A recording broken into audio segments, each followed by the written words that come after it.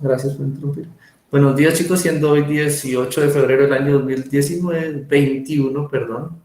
Iniciamos con la grabación de recuerdo principalmente el cambio de horario hacia las 7:30 para evitar cruces con los demás. Y ahora sí, empecemos. Nosotros estábamos aquí resolviendo este cuestionario, ¿cierto? Entonces, vamos a dar continuidad al mismo. ¿Me recuerdan en qué pregunta íbamos? Lo bueno es que el mapeo general que tengo nos va recordando. Listo, íbamos aquí. Íbamos en la 61, ¿listo?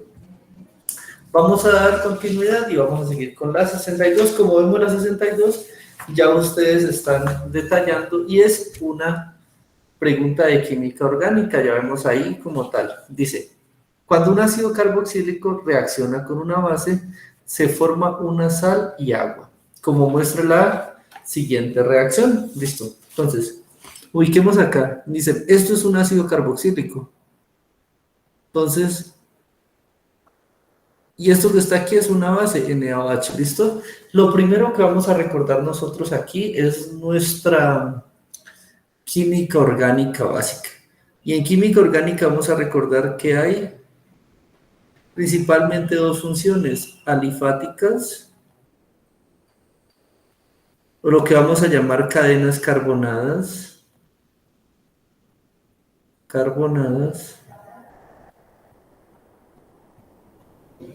¿Qué quiero decir con eso? Alifáticas o cadenas carbonadas son todas las cadenas, todos los grupos que tengan simplemente carbono e hidrógeno, por ejemplo, CH3, enlazado a un CH2, enlazado a un CH3, por lo menos este es un compuesto alifático, sería un alcano. ¿Listo? Pero cuando yo lo llamo una cadena, simplemente le borro uno de estos, le borro un hidrógeno, lo coloco 2 y ese cuarto enlace que él debería tener lo coloco con alguna otra sustancia, la voy a llamar X por ahora, ¿listo? X puede ser otro tipo de componente dentro del compuesto que me va a dar otra funcionalidad, ¿listo? Entonces ahí puedo tener un alcohol que sería un OH, puedo tener un ácido carboxílico que sería el grupo que veremos a continuación, una amina que sería un nitrógeno, un éter, cualquiera de esos grupos que ustedes relacionaban en química orgánica, ¿listo? Entonces eso sería la rama alifática. Y ahora veamos qué tendría yo como grupo funcional. Grupo funcional, ahora, esta rama alifática le voy a poner la connotación R para indicar que siempre que yo trate un R enlazado a un grupo funcional, esta R no es más que una cadena carbonada que simplemente tiene átomos de carbono e hidrógeno enlazados, ¿listo? Entonces, este grupo R puede estar unido a un grupo que como tal tiene una función química. Lo voy a llamar F para que se relacione con funcional, ¿listo? Entonces, este grupo F es característico. Por ejemplo, si tengo un alcohol, el grupo será R o H. Si tengo un ácido carboxílico,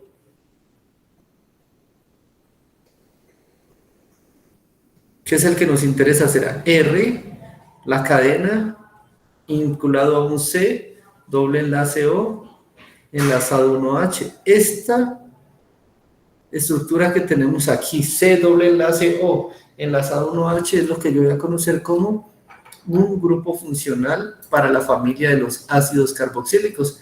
Aquí nos hablan de un ácido carboxílico, entonces mírenlo, aquí está. CH3 que sería el R y el C doble enlace O, OH que sería el grupo funcional. ¿Listo? En este caso ya tenemos nosotros una diferenciación. Ahora miremos qué le pasa a ese grupo funcional. Simplemente reacciona con una base y este hidrógeno que está aquí lo retiro.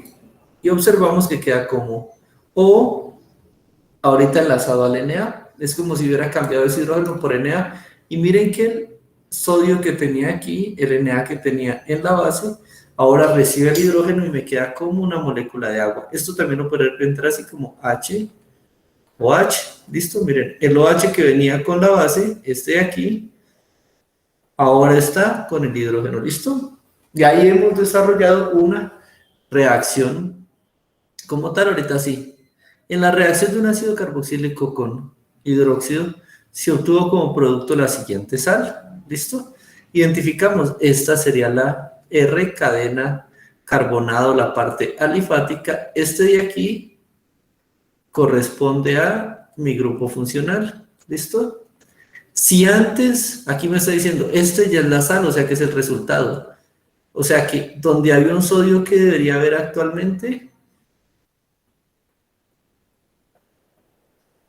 chicos, donde yo tenga este sodio, ¿por qué lo puedo cambiar para tener el ácido?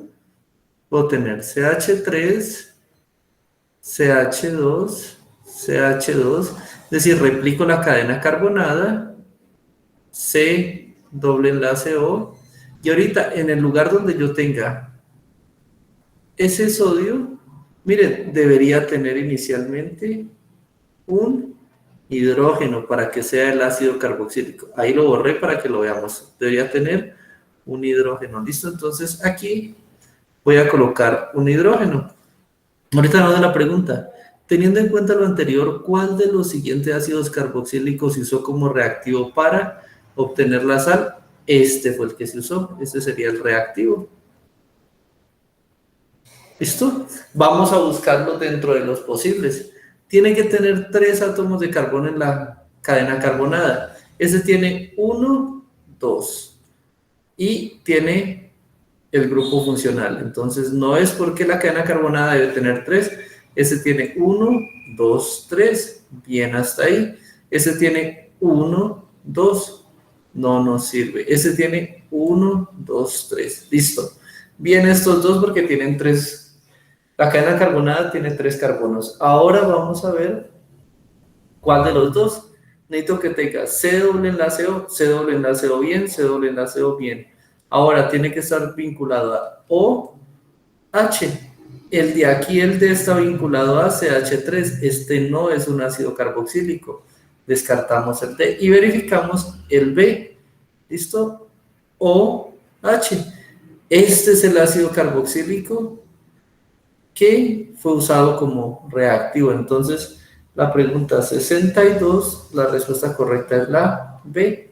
¿Listo, chicos? Hasta ahí alguna pregunta, simplemente es de análisis, pero nos permite explorar un poco de química orgánica para aquellos que estaban flojos en esa parte. ¿Listo?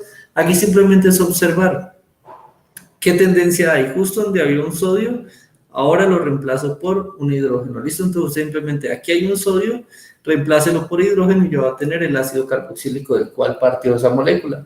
¿Listo, chicos? ¿Hasta ahí alguna pregunta? Por mi parte no, profe.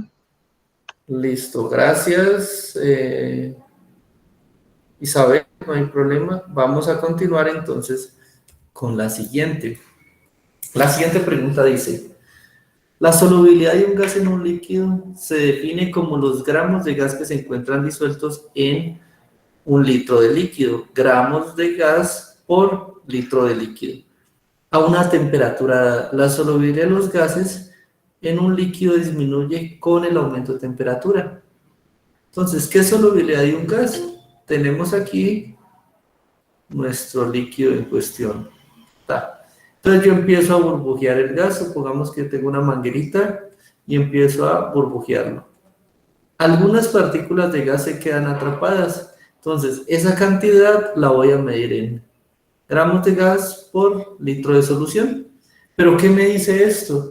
¿Recuerdan ustedes qué pasa con los gases? Los gases dependen de la temperatura. A mayor temperatura, ¿qué pasa con ellos? Usted calienta un sistema y él adquiere la energía suficiente para que fácilmente pase en estado de vapor sus moléculas. ¿Listo? Porque recuerden que eso es ser un gas, es tener la energía suficiente para pasar a la fase de gas, a la fase de vapor. Entonces usted calienta ese sistema, lo calienta y entre más lo caliente, menor solubilidad habrá. ¿Por qué? Porque En ese caso, el gas va a tender a escapar del sistema rápidamente.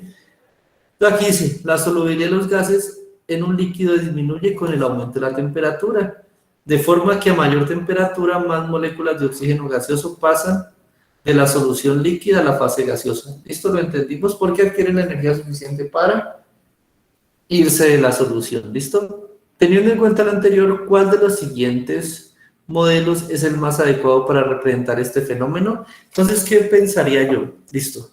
Tengo un gas y lo burbujeo. Vamos a hacerlo a 2 temperaturas. Ahí vemos que hay 2 tubitos, entonces vamos a ver.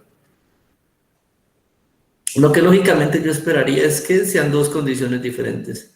El primero pongámoslo a temperaturas bajas y el segundo pongámoslo a temperaturas altas. Aquí dice, a temperaturas altas, baja solubilidad. Entonces, ¿yo qué esperaría?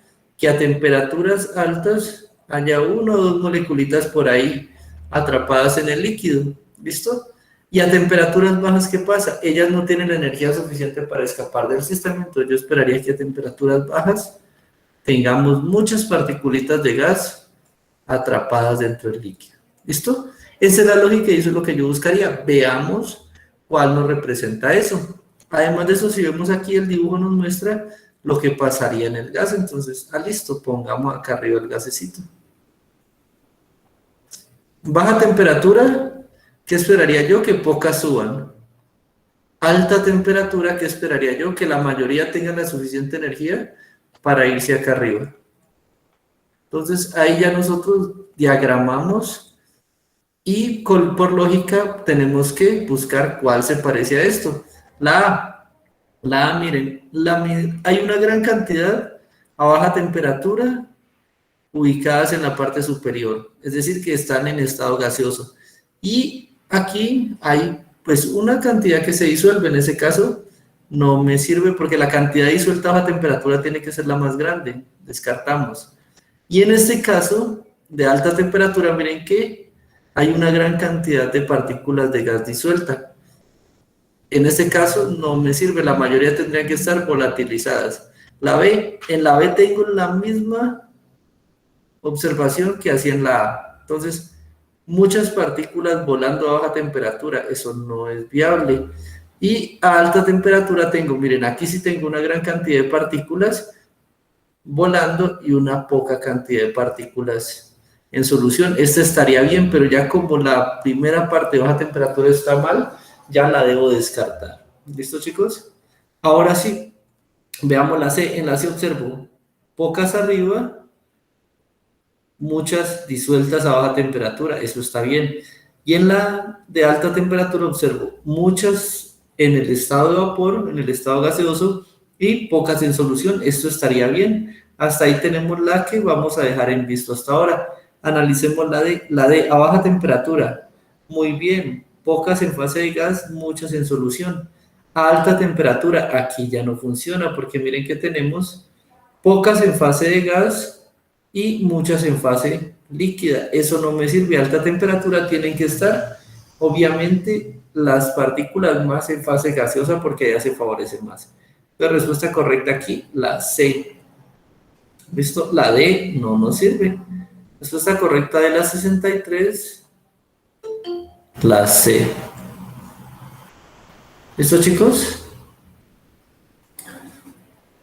Hasta ahí, ¿cómo vamos? Hasta ahí espero que vayan bien. Esta parte es simplemente lectura y análisis. También es muy importante, recuerden que ustedes, yo hago muchos grafiquitos y me apoyo mucho en la parte gráfica. Si usted desea hacerlo también gráficamente, recuerden algo muy importante, háganlos donde lo hagan, la rayen donde rayen, no rayen la hoja de respuesta, ¿listo? El cuadernillo es suyo, lo pueden rayar, pueden hacer matachos en el cuadernillo, no hay problema, ¿listo? No les van a bajar puntaje porque entregaron el cuadernillo rayado, no hay problema, ¿listo? Y también el ITSE les entrega dentro del cuadernillo una hoja en blanco que usted puede usar para hacer anotaciones. En esa hoja en blanco, si tiene que hacer muñequitos, apoyo visual para comprender una respuesta, hágalo con la mayor confianza.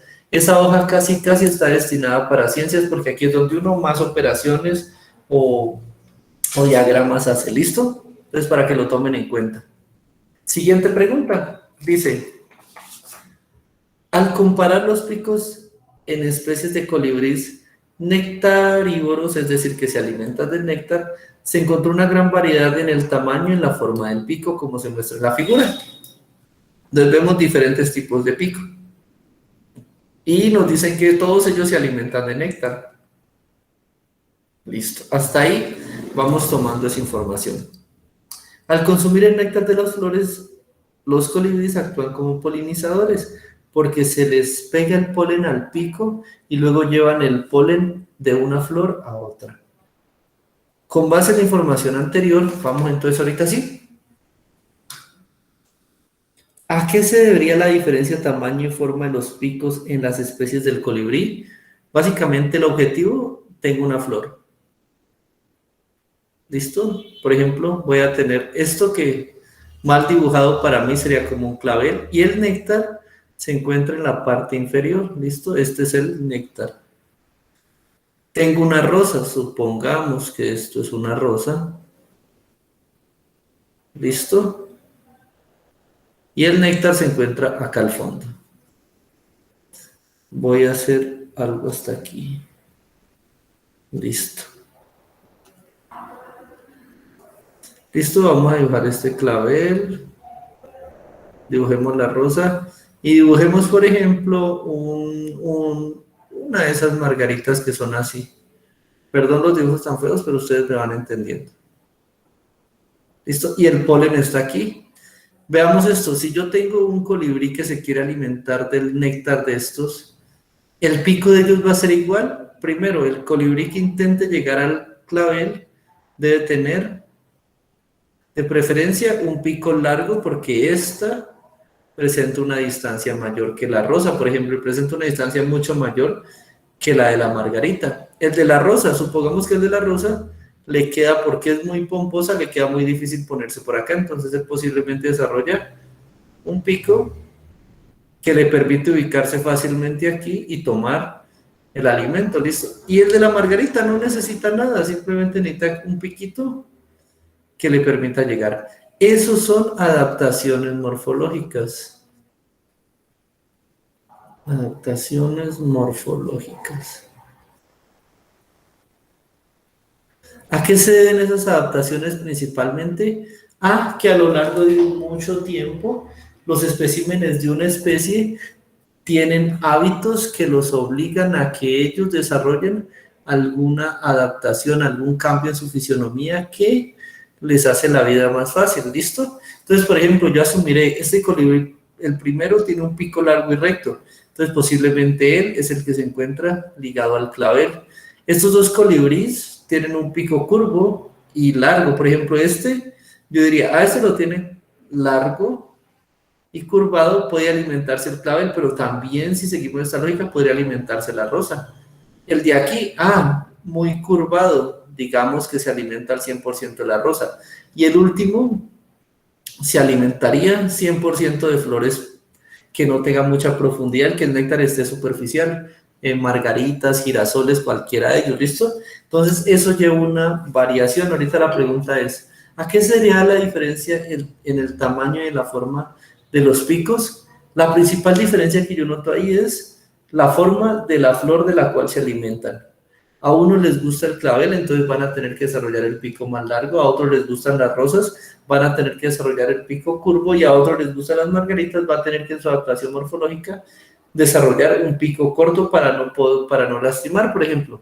Vamos a ver la respuesta A, dice, a que las especies de colibríes se han alimentado de diferentes partes de la planta por miles de años. Si vemos bien, si analizamos la pregunta, todos los colibríes se alimentan de néctar. Y vemos que, como estoy dibujando aquí, el néctar queda en la parte interior de la flor y siempre queda incluso muy bien centrado con respecto a la flor. Aquí en algún punto el colibrí se está alimentando de otra parte de la planta, se está alimentando de la hoja, del tallo, del pétalo de la flor. No, el colibrí se alimenta simplemente del néctar. Entonces, por eso la respuesta A queda descartada, porque el colibrí no se ha alimentado de diferentes partes de la flor. ¿Listo? B. ¿A que estas especies han sufrido mutaciones y solo las de picos largos han sobrevivido por miles de años. Falso, porque aquí tenemos un espécimen de pico corto. Mírenlo, ahí está. Al tener un solo espécimen de pico corto, ya la regla tiene una excepción, entonces esa afirmación que estoy haciendo ahí no es válida. ¿Listo? Porque hay al menos uno que ha sobrevivido a la evolución. C. A que el ambiente ha seleccionado solo las especies de colibrí que se pueden alimentar de varias plantas y recursos diferentes y no se especializan. ¿Listo? Eso me está queriendo decir que en ese caso yo debería favorecer un solo tipo de pico, porque la idea es que el desarrollo de varios tipos de pico está llevando una especialización. ¿Listo? Lo pongo así. ¿Qué es no especializarse? Es mantenerse tal cual como usted estuvo al principio.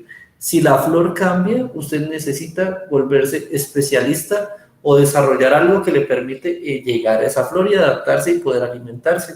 ¿Listo? En ese caso, esta pregunta por esta parte de la no especialización no es correcta. ¿Listo? Además de eso, si está bien, los ambientes pueden favorecer a colibríes o especies que se alimentan de varias plantas y recursos diferentes. Eso es una adaptación válida. Y esa es la trampita que ponen aquí. O sea, le dicen, la evolución favorece al que se alimenta de todo. Y eso está muy bien. Usted, si es omnívoro, tiene mayor ventaja sobre los demás. Pero la parte es esta donde dice, y no se especializan, ¿no? Por ejemplo, los humanos.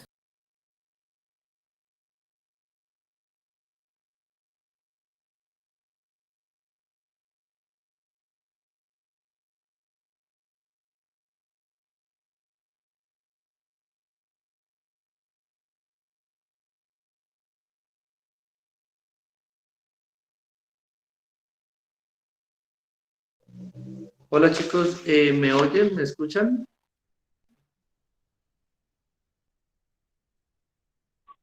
Sí, profe. Hola.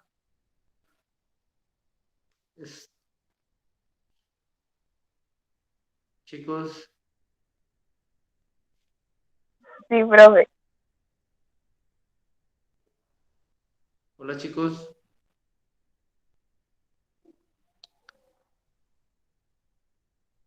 Ah, carajo. Hola chicos, pero me escuchan a través de esta llamada. La presentación la estaban viendo con claridad.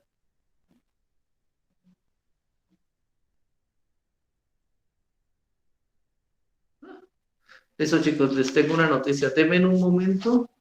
Le, en un momento que tenemos un corte de luz aquí en la sede y por tanto se fue el wifi. Unos minuticos organizo esto. Bueno, qué pena con ustedes.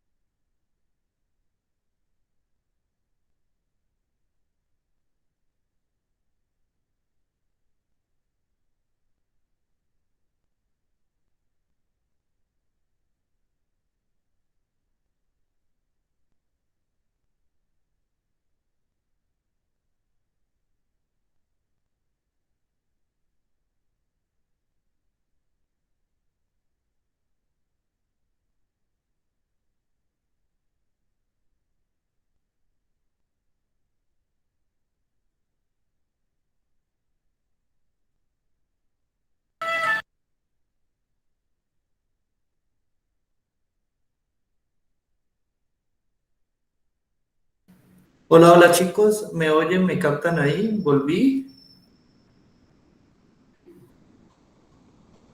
Díganme algo, por Dios.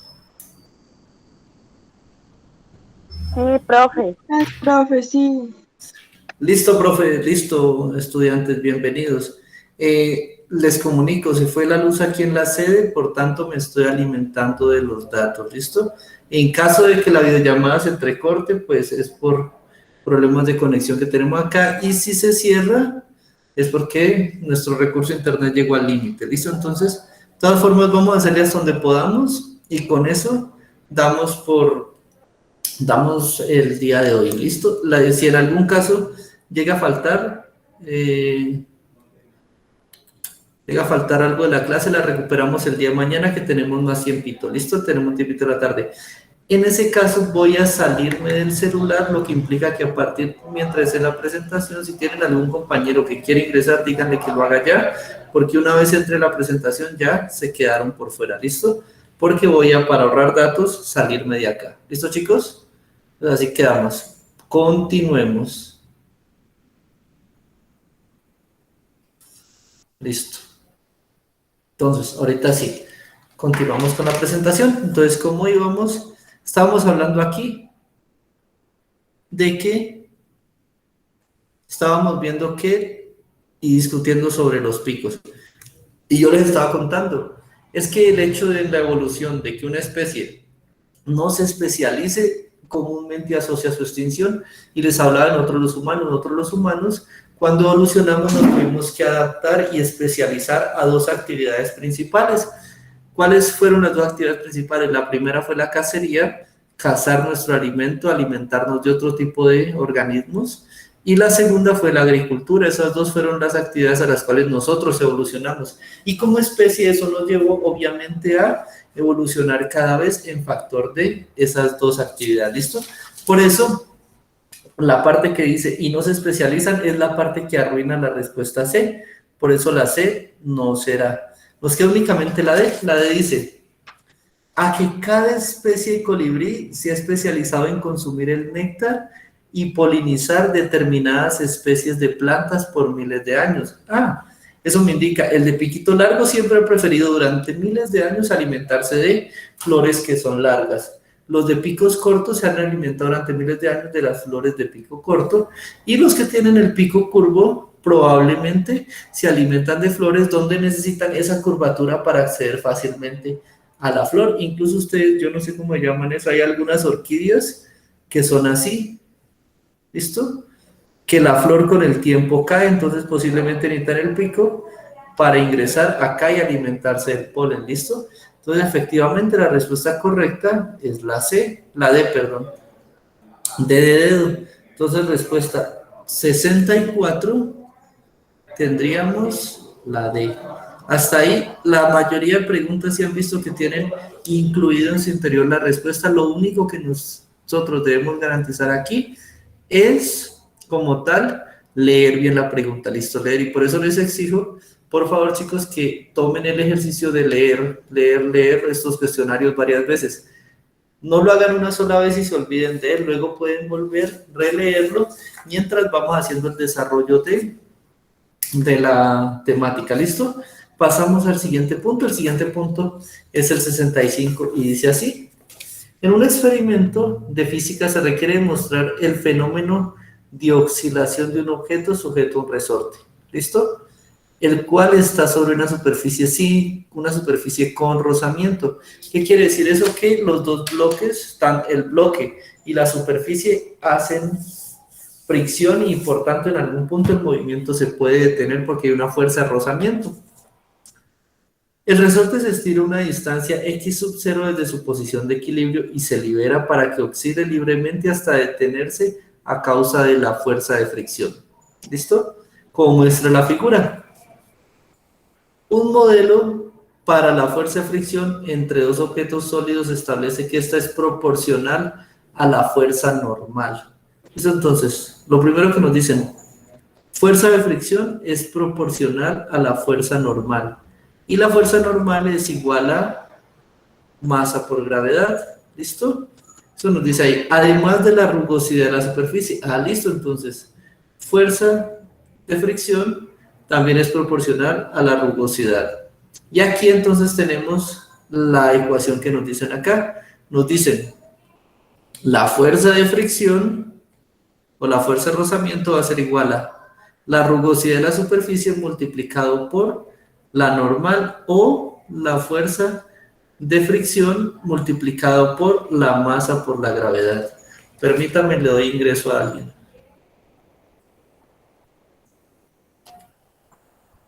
Listo. Hasta ahí vamos. Entonces, aquí tenemos nosotros nuestra fórmula. ¿Qué nos quiere decir esto? Nos quiere decir, la fuerza de fricción entre las dos superficies va a ser mayor si usted tiene una rugosidad más alta. Si una de las superficies es rugosa, va a ser mayor. Si ambas son rugosas, pues más van a quedarse adheridas la una a la otra. Si ambas son totalmente lisas y pulidas, lo más probable es que la fuerza sea mínima y se deslice fácilmente la una sobre la otra. ¿Listo? Ahorita me dicen, mire, no solo es esa fuerza, sino que es la normal. La normal no es más que el mismo peso. ¿Listo? Entonces, ¿de qué depende? Si su objeto es muy pesado, muy posiblemente la fuerza de fricción va a ser mayor porque la masa está aumentando. ¿Listo? Es lo único que nos dice ahí. Entonces, ahora sí, dice, μ es el coeficiente de rozamiento, que es una constante, o sea que el valor siempre va a ser el mismo. ¿Por qué? Porque μ depende de las superficies. μ depende de qué estoy poniendo en contacto con qué, y aquí estoy teniendo siempre la misma superficie lisa y siempre el mismo bloque.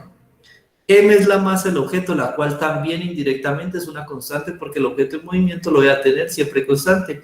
Y G es la aceleración de la gravedad, la cual también se va a mantener constante. Según el modelo mencionado, si se triplica el valor de la masa, listo, yo estoy haciendo 3 veces la masa, ¿listo?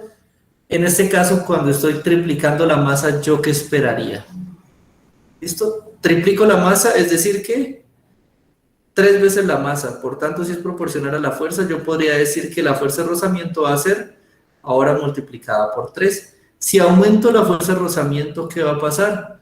Entonces, la fuerza de rozamiento se hace más grande, el cuerpo se mueve ahorita más y se adhiere más al piso, se está rozando más fuertemente con el piso, eso hace que mi movimiento se demore, ¿qué? Se demore menos tiempo en detenerse. Cuando no tenía nada yo la suelto y él se mueve libremente. Ahora que se adhiere más al piso, se va a mover más lento porque está sufriendo un arrastre mayor contra el piso.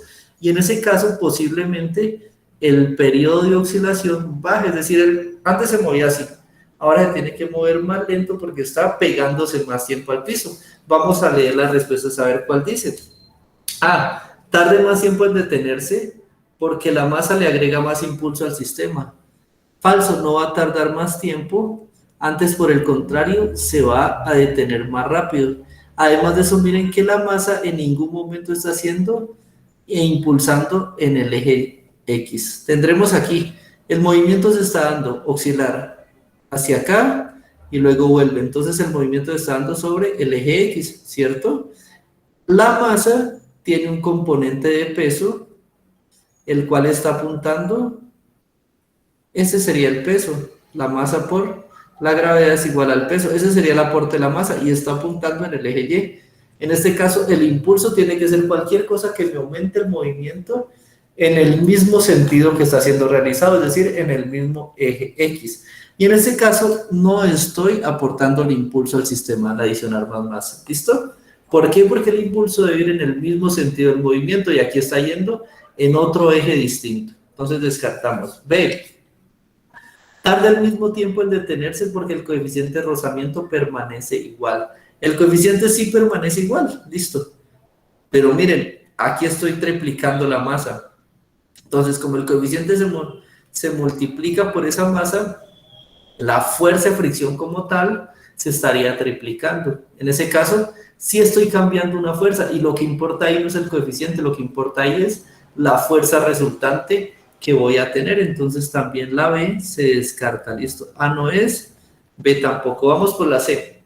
Tarde menos tiempo, muy bien, hasta ahí sí, porque se está arrastrando más y por tanto el movimiento va a durar menos. Porque la fuerza normal del sistema disminuye. Vemos que la fuerza es proporcional a la masa, entonces la fuerza está aumentando.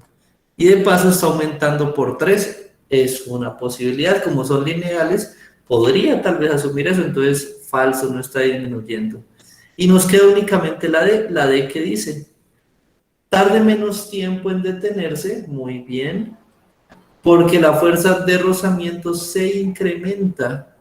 Muy bien, la fuerza se triplica, si se triplica la masa de cuadruplica y cuadruplica. Este está muy bien, doble chulito y es la respuesta correcta. Entonces, tendremos para la 65 respuesta correcta la D.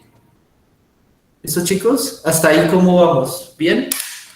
Voy a darle acceso a otro estudiante rezagado.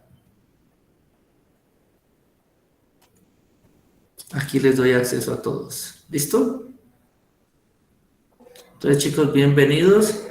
Siendo las 8:11 de la mañana, les recuerdo, por motivos de cruce de horarios, a partir de la fecha, esta clase del día jueves para ustedes, preuniversitario media jornada, va a quedar obligatoriamente de 7:30 de la mañana a 9:30. ¿Listo? Entonces, para que lo tengan en cuenta en sus horarios y se presenten a tiempo. ¿Listo? De todas formas, les estaré recordando por el WhatsApp y por el grupo, y incluso en el Classroom, de este cambio de horario. ¿Listo? Quedo atento a eso. Y, o por el día de hoy, como estoy trabajando con datos, no tengo abierto la otra aplicación que me permite darles acceso en cualquier momento sin perjudicar la presentación. Así es que una vez ingreso a la presentación, aquellos que quieran ingresar deben esperar un momento a que terminemos la pregunta para no interrumpir el conocimiento de los compañeros y darles acceso. ¿Listo? Esas son las aclaraciones. Continuemos con el trabajo del día de hoy. Entonces, ahora vamos a analizar un sistema. Aquí se ve borroso, pero la idea es que lo entendamos. Dice, un estudiante suelta varias veces una pelota de 5 kilogramos. ¿Listo? Entonces, ¿aquí qué tendría? En la parte superior, la pelota está con energía mecánica. ¿Qué energía tenemos acá? Energía potencial, porque aún no inicia el movimiento. Pero aquí, al final de la rampa, esa energía mecánica se me va a convertir en energía cinética. Ha llegado al mínimo de la rampa, a la mínima altura, pero ha adquirido una velocidad. ¿Listo? Vamos a ver, esto es lo que yo inferiría solo viendo ahí, pero vamos a ver si estoy sobrepensando. Dice, un estudiante suelta varias veces una pelota de 5 kilogramos, pelota 1, desde la parte más alta de una rampa de 1.5 metros, ¿listo? De altura, para que choque elásticamente con una pelota de masa diferente. Ah, listo. Aquí lo voy a chocar con esta pelota 2, entonces vamos a analizar qué pasa. Vamos a ver qué es un choque elástico y vamos a ver qué es un choque inelástico. ¿Listo? Choque elástico consiste en, tengo dos cuerpos que chocan y cuando se establece que el choque es elástico, la sumatoria de las energías se conserva. ¿Listo? ¿Qué quiere decir eso?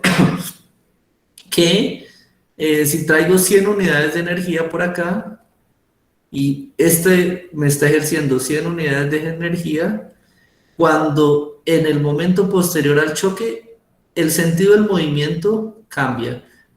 Perdón, hagamos este movimiento antes del choque, entonces aún dejemos el vector en el sentido hacia acá. Entonces, la pelota viene hacia acá, esta otra pelota viene hacia acá. Después del choque voy a tener que el sentido del movimiento se cambia. Esta pelota ahorita va a tender a moverse hacia allá y esta hacia acá. Ambos cambian el sentido del movimiento, ¿listo? ¿Y qué quiero decir con la sumatoria de energías? Quiero decir que se mantendrá igual a 200. Puede que este se mantenga con sus 100 unidades de energía, puede que este se mantenga con sus 100 unidades de energía, y eso que me lleva a mí a que vienen con la misma velocidad, la misma energía, impactan y se regresan en el mismo movimiento, sin variar su velocidad y sin variar su energía. Puede que también en un choque elástico, porque se puede dar que una de ellas absorba una energía, se regresa para acá, toma 150 y la de aquí se regresa y toma apenas 50. ¿Qué esperaría yo? Que la velocidad de esta sea menor, se haga menor, mientras que la velocidad de esta pelota se haga mayor. ¿Listo? Eso esperaría yo. Pero miren que ahí está el propósito. Dice, la sumatoria de la energía se mantiene constante. 100 más 100 200, 100 más 100, 200, 50 más 150, 200, ¿listo? Después del choque, la energía asociada, lo que lleva una parte de lo que lleva la otra, si la sumo es igual a lo que traían antes de chocarse, ¿listo? Y elástico hace referencia a que se chocan y se separan y cambian el sentido, el choque no se detiene. Ahora, ¿qué es un choque inelástico? En un choque inelástico, pues el que vemos en la vida diaria cuando hacemos cualquier cosa. Viene la esfera, se choca contra otra, que viene en ese sistema. Imagínense en el choque de dos carros. ¿Y qué pasa con ellas? Se detiene el movimiento. La energía cambia. Ahorita sí, venían con 100 de energía de aquí, 100 de energía de acá. La emplearon en realizar un trabajo aquí y de un momento a otro quedaron con 0 y 0. El movimiento en ese caso se detuvo. ¿Listo? Es lo que yo siempre le digo a ustedes como estudiantes. Imagínense un choque en la vida real, un choque de carros. Él es inelástico. ¿Usted nunca ha visto que el carro se estrelle contra el otro y se devuelvan y queden ambos intactos? No, usted ve que chocan los dos carros, ellos se deforman y quedan ahí queda el lugar del accidente, por así decirlo, ¿listo? Esa deformación es el trabajo que toma su energía para deformar el material, ¿listo? Y se detienen porque la sumatoria de energías no se conserva, la sumatoria de energías se hace cero, ¿listo? En ese caso tenemos choques inelásticos. Hasta ahí, vamos. Entonces dicen que la pelotica va a chocar elásticamente contra la pelota 2. Llega aquí y chocan elásticamente. Listo. Un estudiante registra en la tabla la variación del momento antes y después del choque de cada pelota. ¿Qué es el momento? Es la cantidad de energía albergada en un cuerpo. Entonces me está queriendo decir, vamos a medir la cantidad de energía que tenía la pelota antes del choque y después del choque. Y vamos a analizar qué pasa. Entonces, momento de la pelota 1, antes del choque, miren que siempre es el mismo. Siempre antes del choque es una constante. Ahorita, después del choque, vemos que después del choque va bajando hasta que se hace el mínimo acá. El mínimo. Listo. Y ahora analizamos, aquí no se alcanza a leer bien, pero esta de aquí es la masa de la pelota. La masa de la pelota 2. M2 sería. Y aquí vemos que la masa de la pelota empieza a aumentar de 1, 2, 5 creo que es esto y 7. Lo que estoy haciendo aquí es aumentando la masa de la pelota, 2. Es decir, estoy haciendo más grande la pelota con la que se estrella.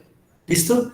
Y tenemos aquí el momento. Entonces, el momento antes del choque. Antes del choque, como ella no tenía movimiento porque no tenía energía, miren, ella está quieta y además está con energía cinética igual a 0 porque no está moviendo. ¿Y la energía potencial cuál es? 0 porque está en la parte baja de la rampa, entonces ella no tiene energía, por tanto el momento que tiene es de 0, es un momento constante. Pero miremos, el momento después del choque se hace mayor, hasta llegar a un máximo. ¿Qué quiere decir esto? Ambas chocan y entre más pesada es mi bola, más energía le transmite la bola 1 a la bola 2. Eso me está indicando esto, miren. 18 después 27, perdón, antes de se choca contra algo que tiene 0 y termina aquí con 9.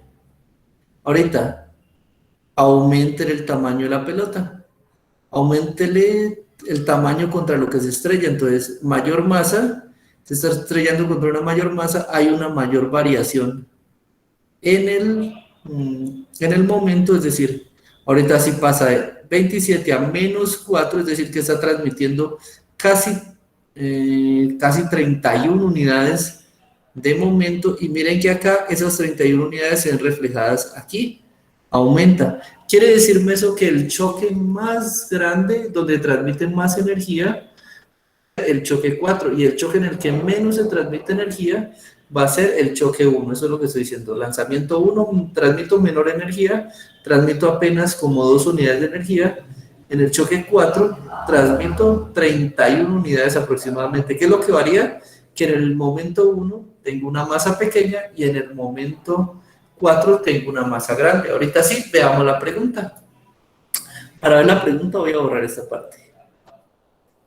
La pregunta dice, el estudiante sabe que la variación del momento es proporcional a la fuerza. ¿Listo?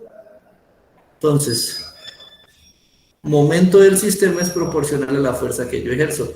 Mayor fuerza, mayor momento, mayor fuerza, listo. Entonces, y dice, no solamente nos dice el momento, sino que nos dice la variación, es decir, el delta. ¿Qué es un delta? Ustedes recuerdan que yo les decía que una variación, entonces, una delta es igual a momento final menos momento inicial. En ese caso tengo que buscar el más grande de todos. En el primero sería 18 menos 22 es aproximadamente 4. En el último sería menos 4, 5, menos 27, aproximadamente 31. Entonces la variación de momento en este 4 es casi 31 unidades. En este de aquí es casi 7, 9 unidades. Entonces vemos que el momento va haciéndose más grande. La variación de momento va haciéndose más grande a medida que la masa del objeto se hace más grande. La masa del objeto contra el que se estrella, ¿no? ¿Listo? Entonces, la variación de momento más grande es en el lanzamiento 4. O sea que el lanzamiento 4 va a tener la fuerza máxima. Y el lanzamiento 1 va a tener la fuerza mínima. Veamos a ver si eso nos sirve para algo. ¿En cuál de los lanzamientos la pelota ejerció mayor fuerza sobre la pelota 2? Ah, bueno. La mayor fuerza la ejercimos en el lanzamiento 4 porque hay mayor variación de momento. Buscamos el 4. Respuesta correcta, la A. 66, respuesta correcta, la A. Hasta ahí, chicos, ¿logramos entender esa pregunta? ¿Tienen alguna pregunta, chicos, hasta ahí? No, señor, estamos bien. ¿Listo? ¿Todos están bien? Entonces simplemente tenemos que leer esa parte y ya con base a eso vamos desarrollando. ¿Listo? Entonces, continuemos. Aún no llega la electricidad, pero continuamos. Entonces, ahorita sí, vamos con un diagrama. El diagrama está borroso, pero también lo logramos leer. Entonces, la pregunta nos dice lo siguiente. La figura muestra el ciclo del fósforo. ¿Listo? Ahí se alcanza a ver. Otro consejo que es muy importante también para las pruebas. Cuando usted les muestre una figura así como esa, que se complica, diga, la figura les muestra ese proceso. Y usted ve que es complicado. Consejo, no se ponga a entender la figura detalladamente, no se ponga a analizar y a tratar de leer cada pedazo y a leerla. No, vamos directamente a la pregunta y buscamos qué nos está preguntando y con base a eso ya nos devolvemos. Ya sabiendo qué buscamos, podemos encontrarlo más rápidamente y no perdemos nada y ganamos segundos valiosos. Entonces, según este ciclo, ¿cuáles son las fuentes de fósforo? Ah, listo. Me dicen que busque las fuentes de fósforo. Entonces, cuando me dicen una fuente, yo comúnmente voy al inicio. Entonces, yo le digo, aquí hay un camino, busque la fuente o el inicio del camino, usted va a buscarlo en la parte superior o donde arranca, ¿no? Y acá sería la finalización, ¿listo? Entonces en este caso nos dice, busque las fuentes de fósforo, ah, listo, me voy a donde arranca el fósforo a pasar a todo el sistema. ¿Sí ven que ahí ya no necesito analizar el resto del sistema? ¿De dónde arranca el fósforo? Arranca con rocas y por acá dice que también se extrae de minas, entonces tengo rocas y minería. Vamos a ver, pero asimismo, veamos qué más hay. Dice, fertilizantes que contienen fósforo aquí, animales y plantas, y aquí hay animales, plantas y fósforo en el suelo. ¿Listo?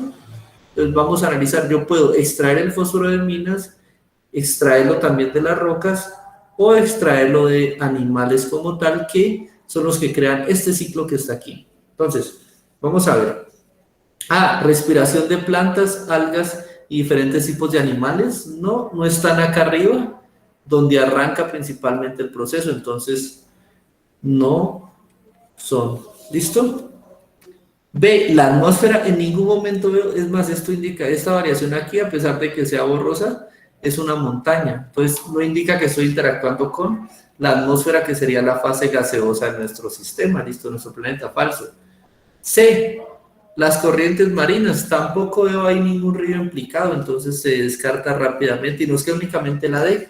La D dice las rocas y la descomposición de animales y sus desechos. Listo, miren, aquí estaban las rocas, que es de donde podemos arrancar. Yo diría, pero es que también la minería, pero miren que no tomaron en cuenta esta fuente que está aquí, pero tomaron en cuenta esta, ¿listo? Entonces, esa también puede ser una, desechos de animales. También está arriba y también son dos fuentes, rocas y desechos de animales.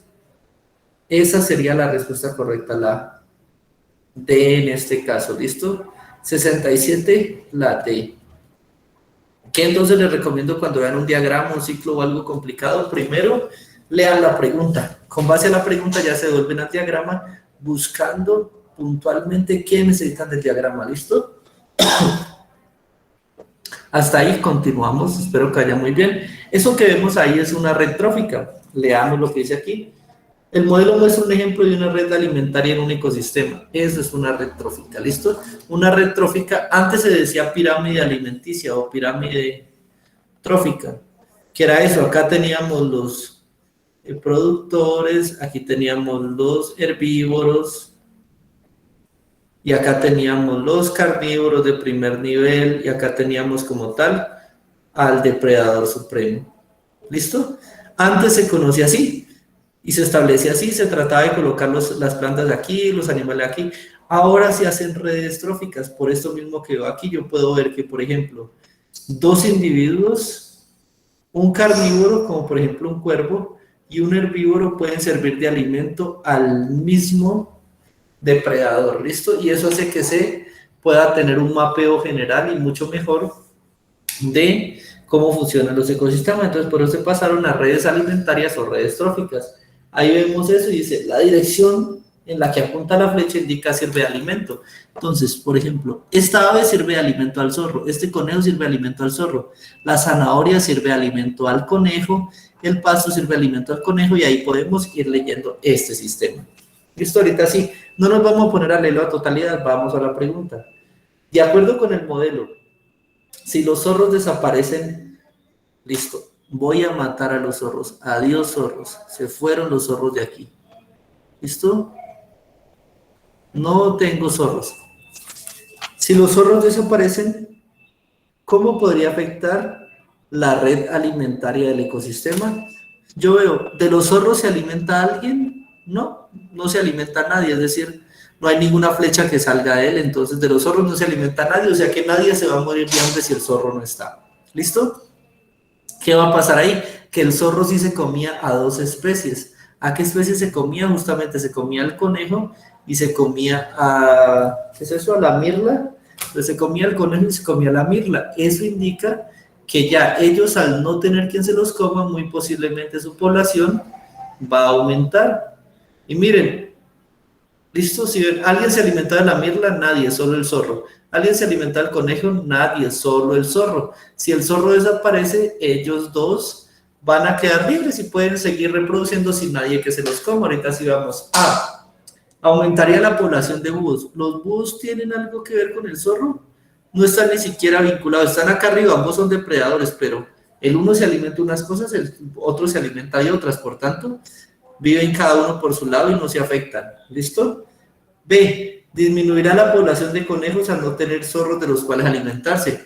Primero, no creo que disminuya porque se le está muriendo el depredador. Y segundo, la parte más ilógica y en la cual uno se suelta a reír como loco en el ITES es porque dice, al no tener zorros de los que alimentarse. Yo nunca he visto un conejo alimentándose de un zorro, entonces descartamos.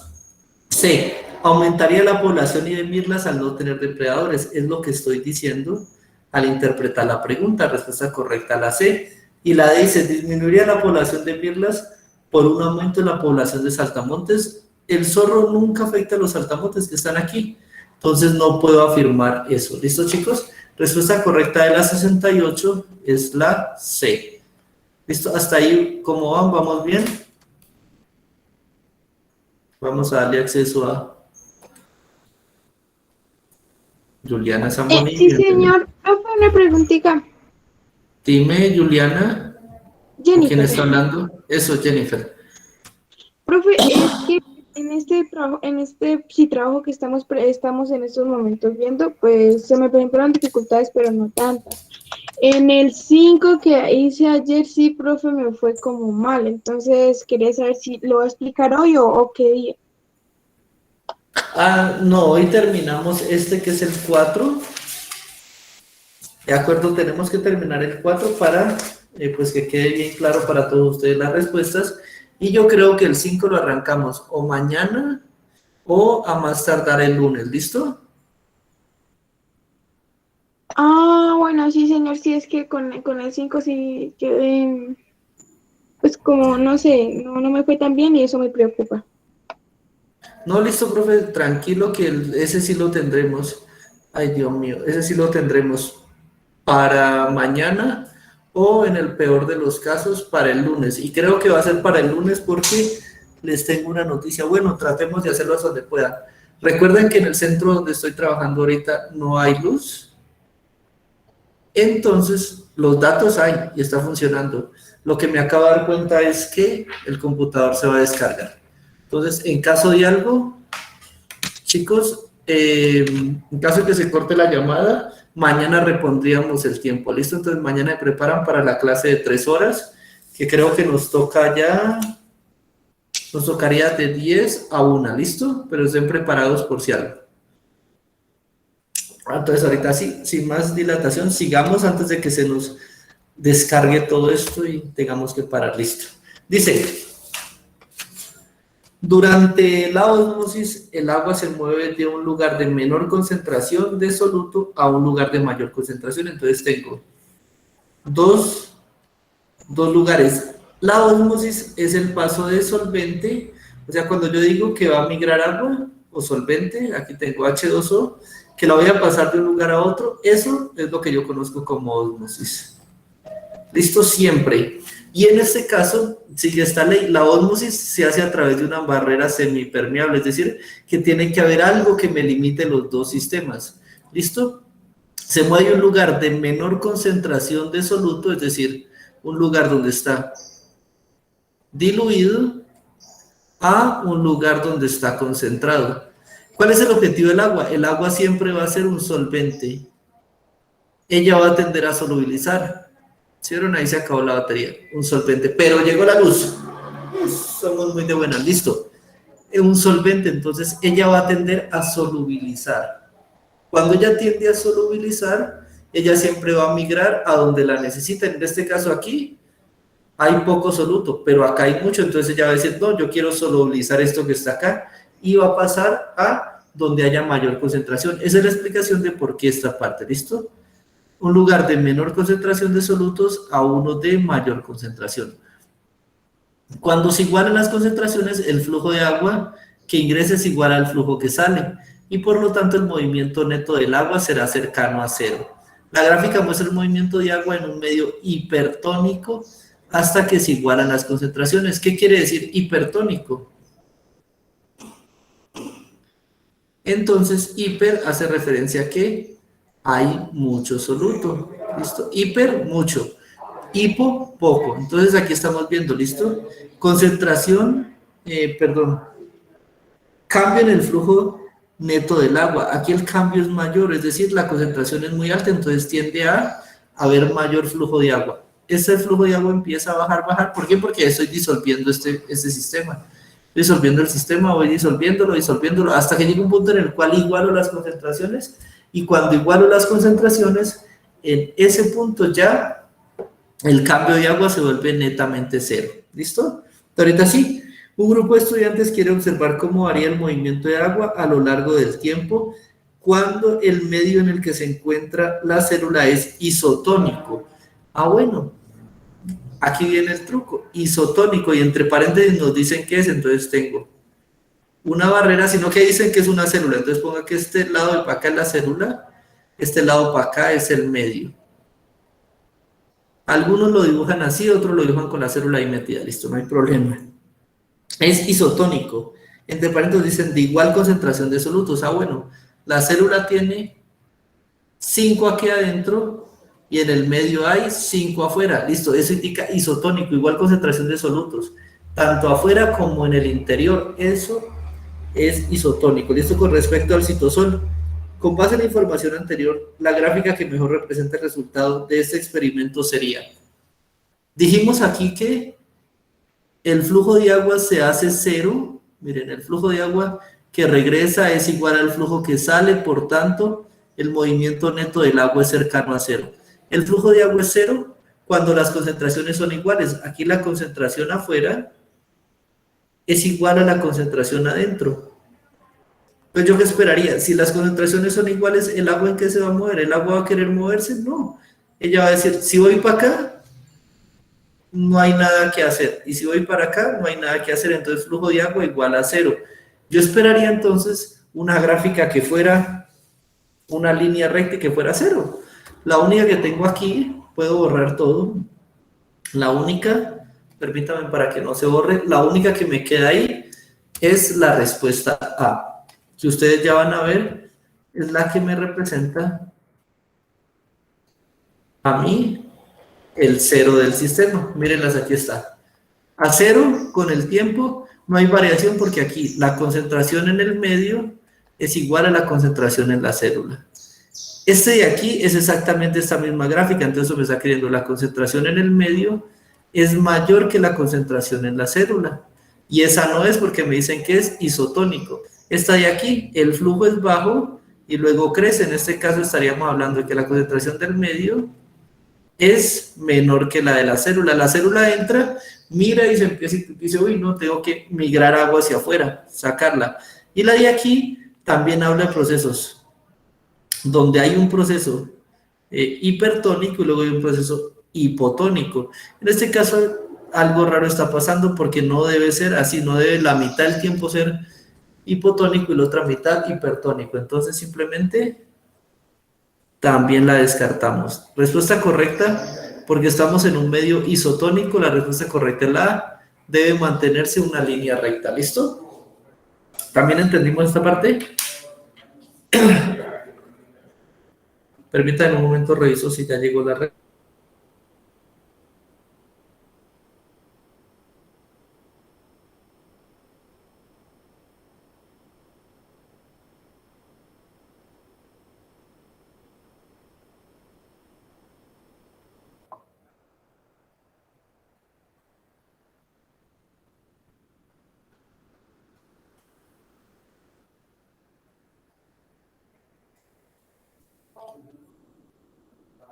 Listo, conectado. Continuemos, chicos, ahorita sí continuamos normal. Hasta ahí hemos entendido la 69. ¿Cómo vamos con esta?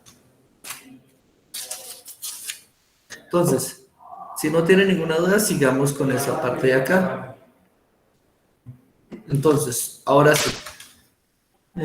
Seguimos con la 70. La 70 dice, una agricultura encuentra un empaque de un insecticida en polvo. Listo, entonces me dicen un insecticida en polvo. ¿Qué sustancia yo estaría pensando? Estaría pensando en un sólido. Listo. Nota que la etiqueta está rota y no puede leer las unidades del insecticida. ¿Los sólidos en qué unidades los mido, chicos? ¿Los mido en mililitros? ¿Los mido en litros? ¿Los mido en centímetros cúbicos? ¿Los mido en gramos? ¿En qué mido un sólido? Gramos. Gramos. Exactamente, en gramos o kilogramos si es muy grande, ¿listo? O hasta incluso puedo llegar a toneladas, que también es si es muy grande, pero pues es una bolsita, entonces yo esperaría gramos o kilogramos. ¿En cuál de las siguientes unidades se debe reportar el contenido del sobre el insecticida en polvo? Centímetros cúbicos es para unidades de volumen, ¿listo? Y aquí les explico algo. ¿Por qué centímetros cúbicos y metros cúbicos? Lo que pasa es que el volumen es una representación tridimensional de la distancia. Usted mide el punto desde A a B, tiene la distancia. Mide el punto desde A a C, es decir, esto, y todo lo que está en su interior se conoce como un área. ¿Listo? Entonces, el área es igual a distancia por distancia, lado por lado. ¿Listo? Y finalmente tendremos que si usted quiere tener un espacio tridimensional o un cubo como tal, tiene que medir otra distancia de fondo, es decir, alto, largo y ancho. Cuando usted le coloca todo eso, usted ya tiene todo el espacio que ocuparía ese cubo en el espacio como tal. Entonces, este sería el volumen, y el volumen es lado por lado por lado. Si cada uno de esos tiene la misma unidad, pues entonces usted va a tener que al final es igual a lado al cubo. entonces las unidades que usted tenga aquí van a ser elevadas al cubo. Por eso que tenemos centímetros cúbicos, metros cúbicos, y eso es un equivalente al volumen. Entonces, como ya estamos hablando de sólidos, se va. Metros de insecticida, los metros están asociados simplemente con medir una distancia, falso, o una longitud. Listo, falso. Gramos de insecticida, muy bien. Y segundos, los segundos están asociados ¿con qué? Con el tiempo, entonces descartamos. Respuesta correcta a la 70, efectivamente, gramos. Esa casi nadie la falla, pero hay gente que la falla. Entonces se las explico por si cualquier cosa. Y de paso me da pie para poder explicar el desarrollo de un volumen. ¿Listo? Entonces recordemos eso. Un volumen es el espacio que ocupa un sólido o un cuerpo en el universo, y por tanto tiene que tener 3 componentes de dimensión: longitud, área, y esa área le voy a dar un espesor o una profundidad y lo convierto por tanto en un volumen. ¿Listo? Ahora sí, leamos esta parte. Responde a las preguntas 71 a 72 de acuerdo con la siguiente información. Los motores neumáticos se utilizan en industrias donde es necesario el trabajo sin emisión de residuos tóxicos. El principio de su fundamento es almacenar un gas a presión y luego utilizarlo para accionar un motor que se mueve utilizando el trabajo que puede hacer el gas. ¿Listo? Entonces, cojo mi gas, lo comprimo en un pistón y lo libero, y con eso muevo un motor. Listo. Las presiones dentro del motor son variables y pueden llegar hasta 10 veces la presión atmosférica, es decir, eso tiende a comprimirse demasiado y puede explotar, lo que lo hace muy peligroso para su uso. Aquí está. Puesto que los riesgos de explosión son considerables si existen fugas en el sistema. Listo, entonces tengo un motor que está a una presión muy alta. Con la más mínima fuga que yo tenga, por ahí se tiende a salir el gas rápidamente produciendo una explosión. ¿Listo? Entonces ahí nos veremos afectados. Listo. Si existen fugas en el sistema, o si el sistema no puede resistir los cambios bruscos de presión debido a los cambios de temperatura. Nos dice que hay una fuga, o si usted calienta muy rápidamente esto y su sistema se fractura, pues nuevamente la presión hará lo suyo y se saldrá, explotará. O sea que tengo dos factores ahí. El primero es resistencia al material con respecto a la temperatura, y el segundo va a ser que no puede bajo ningún parámetro haber una fuga dentro del motor. ¿Listo? Un grupo de diseño encontró un reporte científico en el que se explica que puede usarse nitrógeno en el motor sin que ello presente problemas de fugas. ¿Listo? Entonces nos dicen, aquí vamos a usar nitrógeno, vamos a aplicarle nitrógeno como refrigerante tal vez. ¿Con qué fin? Con el fin de bajar la temperatura del sistema. ¿Listo? Dice que se explica que puede usarse nitrógeno en el motor sin que ello presente problemas de fugas. ¿Listo? Entonces, para evaluar el motor se plantea esa pregunta. El uso de nitrógeno en vez de aire común aumentará la potencia del motor para cualquier temperatura. Es decir, quito el aire y meto nitrógeno. ¿Qué pasará con el sistema? Para responder la pregunta, miden la potencia de trabajo del motor trabajando con gas dentro de intervalos típicos de temperatura de trabajo del motor y obtienen los resultados que se muestran en la tabla. Entonces, en la tabla vemos, voy a borrar aquí, y en la tabla ¿qué vemos? Vemos los resultados que presentaríamos. ¿Listo? Entonces, temperatura, tengo motor trabajando con nitrógeno, motor trabajando con aire. ¿Listo? A un rango de temperatura y a una presión vemos cómo resisten esos motores. Ese es el diagrama que tenemos ahí. Vamos a la pregunta. Recordemos la gráfica que tenemos ahí. Dice, a partir de la información del contexto, ¿cómo se puede operar el motor neumático para evitar explosiones? ¿Listo? Entonces, ¿qué debo yo operar? Debo recordar que mi motor tenía un pequeño problemita, dos problemitas. El primero de ellos, ¿cuál era? Fugas. Y el segundo de ellos era que si yo lo calentaba a lo bestia y cambiaba bruscamente la temperatura, también eso explotaba. ¿Listo?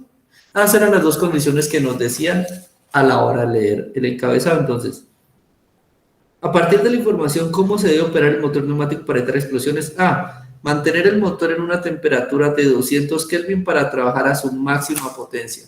Veamos la gráfica. 200 Kelvin, aquí está. Veamos dónde nos lleva la potencia. Aquí tenemos la potencia. ¿Esa es la máxima potencia que tenemos en ese sistema? No, ahí no hay una máxima potencia. La máxima potencia la obtengo aquí en 450. Y eso implica calentar el motor. ¿Listo? Entonces, en ese caso, la A no sería. B. Asegurarse de utilizar únicamente nitrógeno, pues un cambio de gas podría generar fugas. ¿Listo? En ningún momento miren que la gráfica funciona bien o tiene la misma tendencia, el mismo comportamiento casi con nitrógeno que con aire. En ese caso, no necesariamente el nitrógeno sea la solución y posiblemente con el nitrógeno también pueden haber fugas. Entonces descarto esa parte.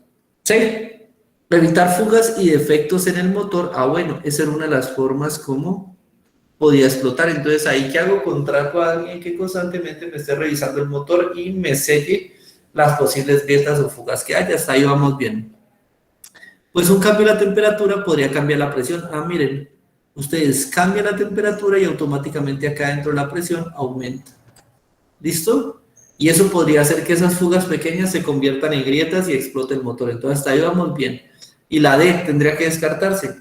Mantener constante la presión del motor de manera que el motor no realice trabajo. Si el motor no realiza trabajo, el motor no estaría sirviendo para nada, porque el objetivo que tiene el motor es hacer trabajo y cambiar de alguna forma el estado de algún otro sistema. Entonces, usar el motor para mover una rueda, para mover un pistón. Y si el motor no hace trabajo, si no trabaja, entonces no movería nada y no sería rentable. Entonces, falso. Además de eso, mantener la presión constante no es posible, porque si estoy variando la temperatura de un gas comprimido, obviamente la presión va a cambiar. ¿Listo? Entonces, respuesta correcta la C en este caso. Sería para la 71 la C. Listo, chicos, vamos para la 72. A partir de los resultados del experimento, los investigadores concluyeron que el uso de nitrógeno en el motor disminuye su potencia para cualquier temperatura de trabajo. Aquí está, para cualquier temperatura de trabajo. Nuevamente miremos la gráfica que creo que por aquí está. Listo. Veamos. Para aproximadamente 225, muy bien. El nitrógeno mejora la potencia. Pero miren que para 250 el nitrógeno está por debajo, vuelve a estar por debajo, alza aproximadamente en los 300 algo, vuelve y baja y vuelve y sube, ¿listo? ¿Qué quiere decir esto? Que no para cualquier rango, sino que hay una variación de potencia en el uso del nitrógeno. Entonces, hay momentos en los que yo uso el nitrógeno y me puede bajar la potencia un poquito, pero hay momentos en el que lo uso y me puede subir la potencia, ¿de acuerdo a qué? A la temperatura a la que esté mi motor. Entonces, no es cierta esta afirmación que están colocando ellos. El motor disminuye su potencia para cualquier temperatura. Falso, porque miren, en este punto aumenta y acá en el final aumenta. Hay 3 puntos en los que el motor aumenta su potencia solo por usar nitrógeno. Entonces, vamos a ver, los resultados del experimento son una evidencia suficiente para respaldar la conclusión. Aquí vemos, ¿eso es correcto o es falso? Esto es falso. Entonces, ¿son suficientes para respaldar? No, no son suficientes. Buscaré aquellas que me digan que no. A dice no, bien. C dice no, bien. Veamos la B. Dice sí, falso, porque las mediciones se realizan en un rango de temperatura típica en el cual trabaja el motor. Eso no tiene nada que ver. La del rango de temperatura, pues sí, tengo que usar el rango en el que trabaja el motor, pero eso no me tiene que ver nada con que sea aire o nitrógeno. Eso estoy buscando una conclusión asociada con aire o nitrógeno y no es esa. D, sí, falso, porque todas las temperaturas, efectivamente, porque para todas las temperaturas, efectivamente, el nitrógeno disminuye la potencia del motor. Estamos viendo que en 3 puntos la potencia del motor con nitrógeno es mayor, por poquito, pero es mayor. Entonces, esto es falso. Veamos la A. No, porque para algunas temperaturas la potencia del motor aumenta usando nitrógeno en vez de aire. Verdadero. Eso es lo que vemos aquí en la gráfica. Para 3 temperaturas, el nitrógeno da mayor potencia al motor. Hasta ahí vamos bien. Y la C dice, no, correcto, porque es necesario hacer mediciones de la potencia para otros diseños de motores. A mí no me interesa otros diseños. Yo tengo ese motor en mi planta, ese es el motor que voy a estudiar, necesito optimizar ese motor, ¿listo? Entonces, por eso descartado. Respuesta correcta de la 72, la A. ¿Listo, chicos? Esa es la parte como desarrollamos ese contexto. Ahorita, vamos para la 73. La 73 tenemos lo siguiente. Con el fin de evaluar los peligros de modificar la temperatura del aire de un motor neumático, un grupo de diseño plantea aumentar la temperatura del aire dentro del sistema. Listo, entonces, ¿qué me van a decir? Tengo mi gas, lo tengo ahí. ¿Listo? Entonces, ellos van a aumentar la temperatura, van a coger eso y lo van a calentar. Y van a dejar que pase el tiempo, a ver qué pasa.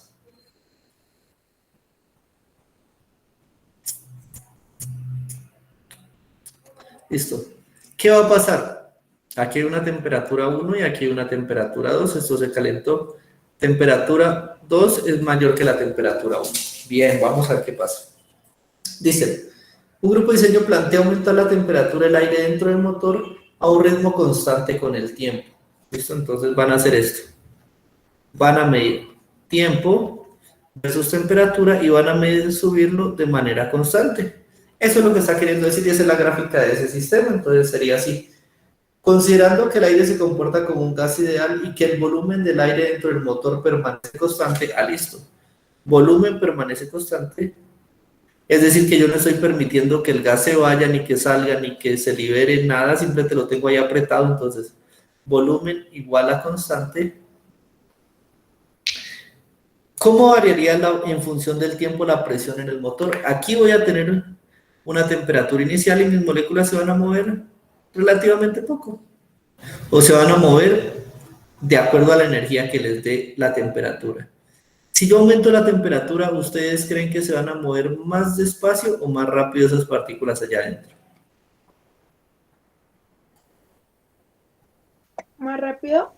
Exactamente, se van a golpear más rápido porque tienen más energía para golpearse contra el sistema. Entonces, si aquí había una presión 1, acá va a haber una presión mucho más alta, una presión 2. Entonces, la presión 2 va a aumentar. ¿Listo? Va a aumentar la presión.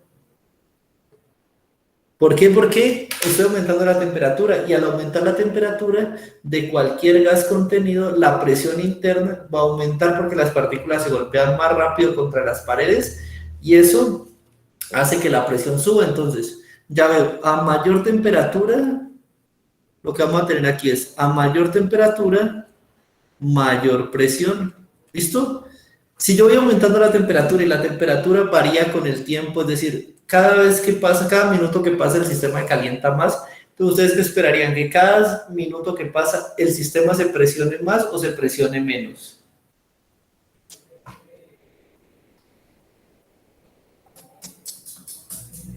Chicos, es una pregunta. ¿Ustedes esperarían que el sistema se presione más o se presione menos? Si cada minuto que pasa estoy calentándolo más y la temperatura aumenta la presión, entonces yo pensaría que por cada minuto que pase la presión se va a ir incrementando constantemente. Entonces busquemos las que se incrementen. La A yo veo que va hacia abajo, falso. La B veo que va hacia abajo, falso. La C es la única que veo que va hacia arriba y se va incrementando, es decir, en función del tiempo la presión va aumentando. ¿Por qué? Porque a medida que pasa el tiempo, el sistema se va a ir calentando cada vez más, entonces hasta ahí sería la respuesta correcta. Y la D nos dice que la presión se mantiene constante, ¿sí? Claro, Alexander, cuéntame. Por lo que es directamente proporcional. Ajá. Mira, aquí tienes directamente proporcional. Esta sería. Y eso que ni tan directa, pero sí tiene una relación de constante, ¿listo? Y en el caso de la D, por ejemplo, esto es una constante.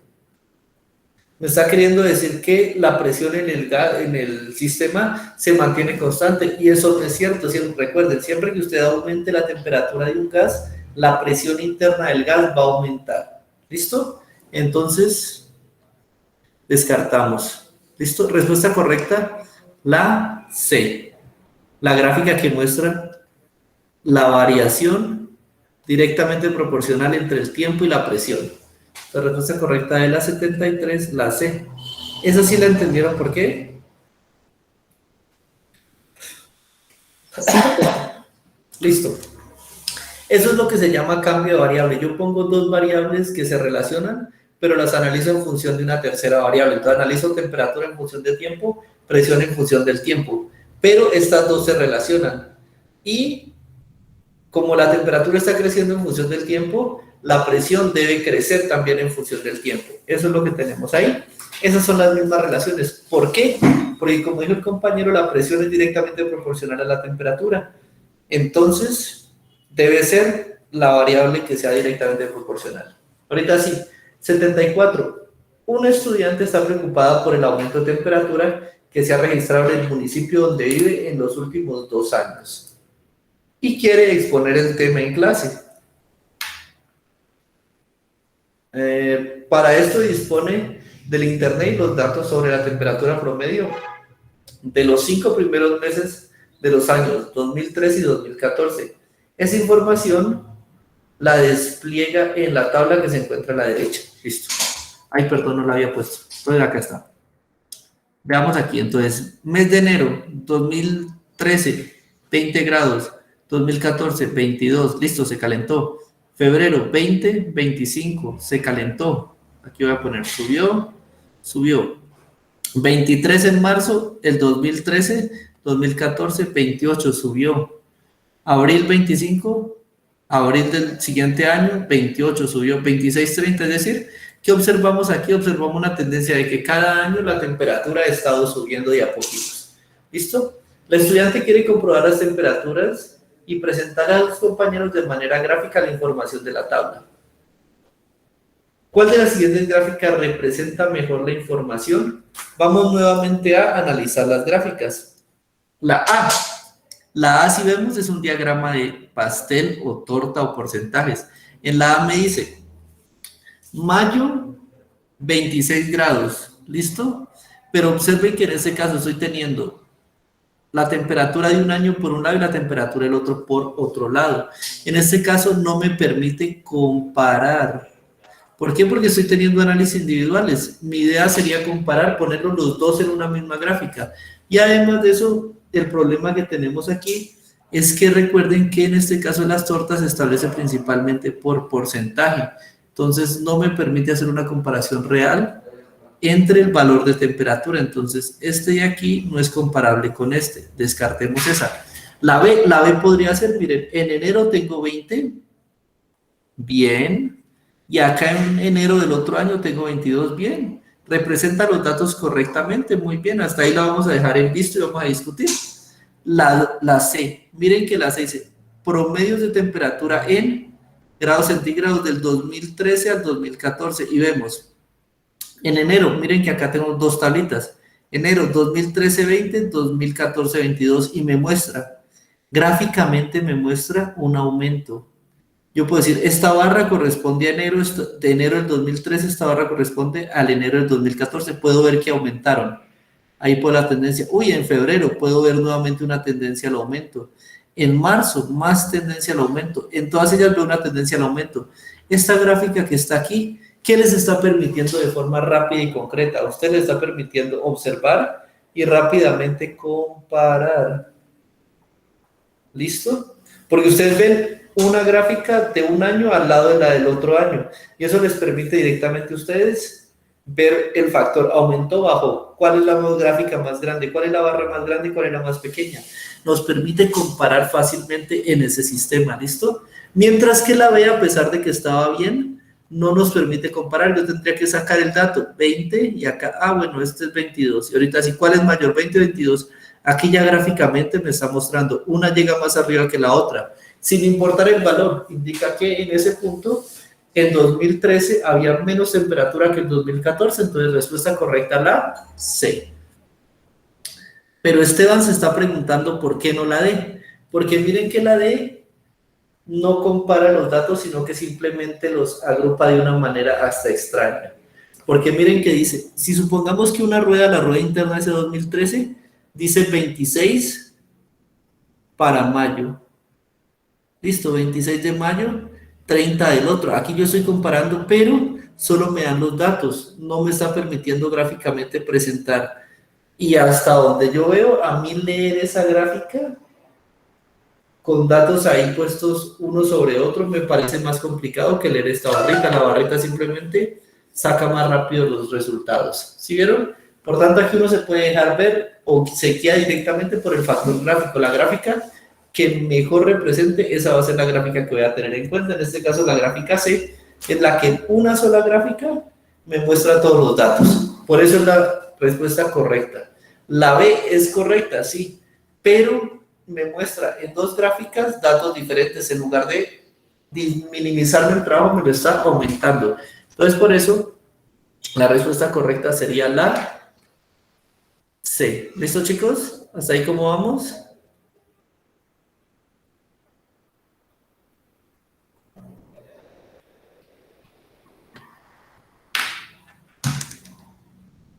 ¿Listo? Bueno, chicos, continuamos con la 75. ¿Listo? Y ya nos estamos acercando al final, estamos a 2 y terminamos hoy. Ya mañana arrancaremos con el otro taller. La sal común cloruro de sodio es un compuesto sólido en el que los iones sodio, Na+, y Cl- se enlazan. Nos muestran ahí el enlace. Cuando el NaCl sólido se disuelve en agua, los iones se disocian como se muestra en la siguiente figura. ¿Listo? Entonces, los átomos de Cl- se ven rodeados por el agua y los rodea el hidrógeno. ¿Listo? Porque recordemos que el agua tiene hidrógeno, oxígeno, hidrógeno.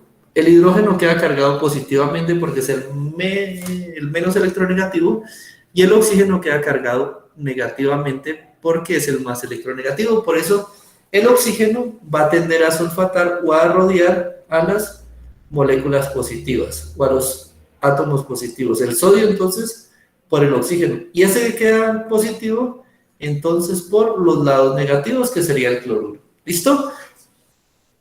Se disocia, como muestra en el siguiente ejemplo. Ahí los tenemos.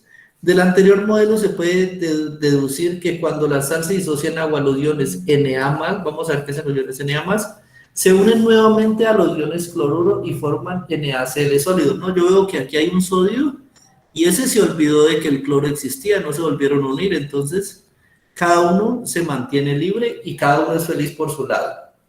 Se agrupan a un lado y los iones cloro menos al otro lado de la disolución. No, yo estoy viendo, aquí hay un sodio, aquí hay otro, es más, aquí hay un cloro, aquí hay otro, aquí hay otro. No es que se separen, no es que los cloros se vayan para la izquierda y los sodios para la derecha, no. Se mantienen y se homogenizan incluso. Falso. C. Los iones Na+, son rodeados por varios iones, imagino yo que es ahí, son rodeados por varios iones de Cl- y los iones de Cl- son rodeados por varios iones de Na+, y las moléculas de agua se disuelven alrededor de los iones.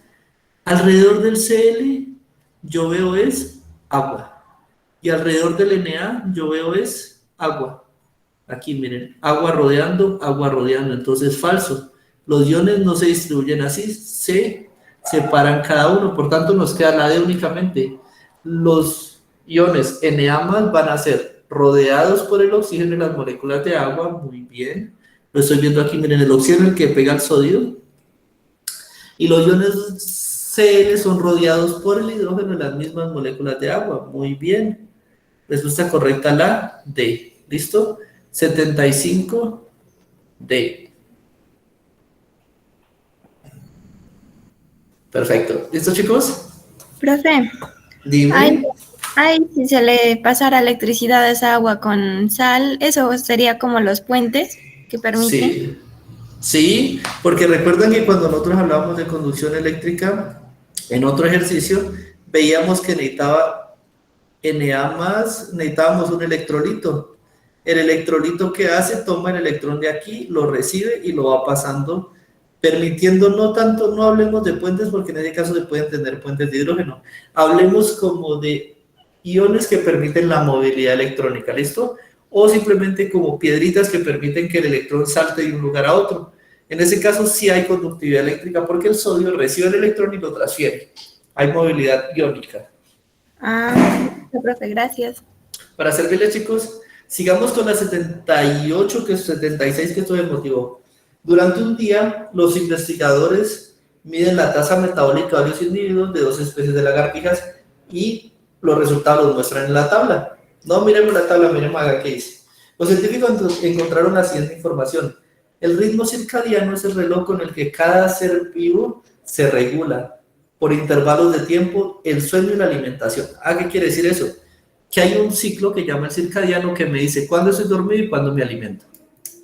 Con base en la información anterior, ¿cuál conclusión es posible para los resultados y el concepto emitido? Vamos a ver, aquí dice tasa metabólica. Tasa metabólica hace referencia a ¿qué ustedes creen que es una tasa metabólica?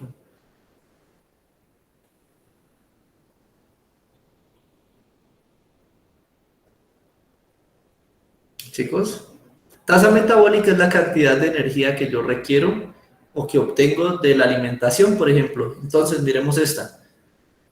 Una tasa metabólica alta, muy posiblemente en este tramo, la lagartija esta se esté alimentando. Para luego pasar a un estado en el que su tasa metabólica baja. ¿Listo? Cuando hacemos una baja en la tasa metabólica, comúnmente estamos entrando en procesos donde no necesitamos energía, donde nos quedamos quieticos. ¿Cuál es el único proceso comúnmente en que usted se queda quieto y su ritmo baja al mínimo posible? Se llama dormir. Entonces, muy posiblemente aquí donde el ritmo es el más bajo posible, esta especie esté durmiendo. Luego se despierta y necesita alimentarse, entonces empieza a subir su requerimiento metabólico, su tasa metabólica sube. Entonces, aquí probablemente esté alimentándose nuevamente. ¿Listo? Entonces, vemos la especie 1 tiene desde las 0, es decir, desde las 12 de la noche hasta las 6 de la mañana se está alimentando y aproximadamente a las 7, 8 de la noche ella vuelve a alimentarse, es decir, que esta especie se alimenta en la noche.